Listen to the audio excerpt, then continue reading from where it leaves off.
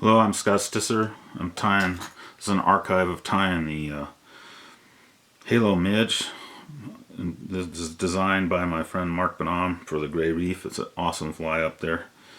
And so you don't need much for materials. Some thread, little white ostrich, a thin halo tinsel, and some brown razor foam. I'm tying this on a 3761 TMC. This is a size 14. Tie this fly 14 down to 20.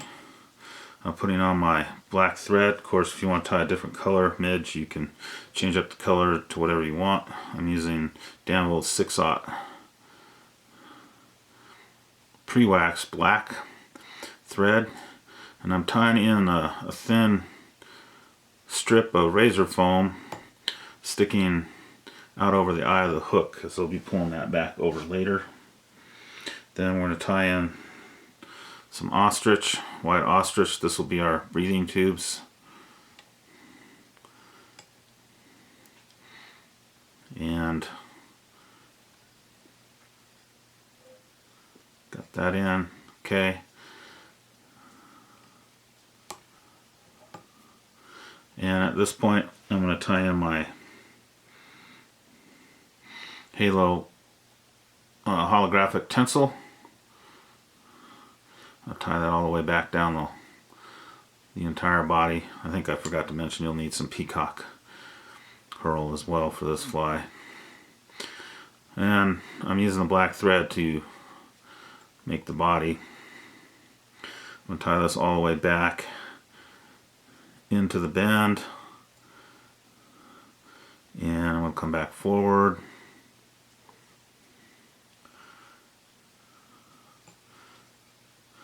I'm spinning my thread to make it flat again.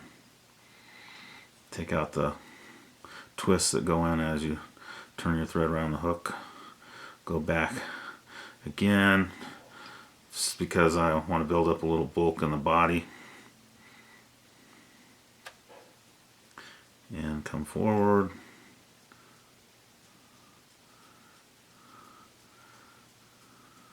And think one more time.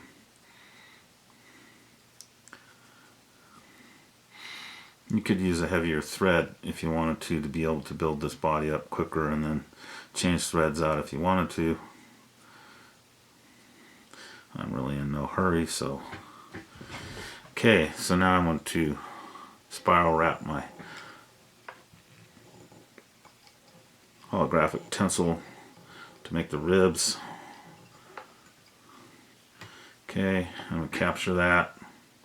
A few wraps. Clip that off. Now, the holographic tinsel is extremely vulnerable to trout's teeth. So what I'm going to do here is I'm going to coat this with some UV. I'm using Bug Bond. It's an ultraviolet sensitive. It's almost like epoxy in consistency, but it's sets with an ultraviolet light. That way you can tie quickly and not have the glue sag or have to wait 5 or 10 minutes for it to set. So I'm setting it with my ultraviolet light now, so we can move on. Okay, now what we're going to do is we're going to take a little bit of peacock herl, maybe 4 or 5 strands, and I'm going to tie that in, and it's going to become the thorax. And as you know, most midges have a pretty small bobulous thorax, so we're going to try to keep that up here in the front, like so. I have roped the peacock herl around my thread there, kind of like a dubbing loop almost, but it's just spun around with thread. That will make it much more secure and less likely to be torn apart by the fish. I bought a bunch of these flies one time on the river and store-bought flies, and without doing all this that I'm doing to try to make it a little more durable, it was pretty frustrating because I was losing. The fly was falling apart a lot of times on one fish. Putting just a little dab of super glue here to help make this razor foam wing case a little more durable as well. I pull that back over, and I'm going to tie the fly off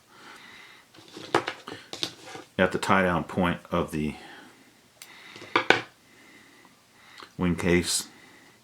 Okay, and I'm going to throw my whip finish right there behind the thorax. Okay, and pull that in. I'm going to cut that wing crease very short, little wing pad like so. And then I'm going to put one more little tiny dab of super glue just to protect that thread from trout's teeth as well. And there you go. That's the HaloMidge. This fly is a very effective pattern on gray reef, and I fish it there quite frequently.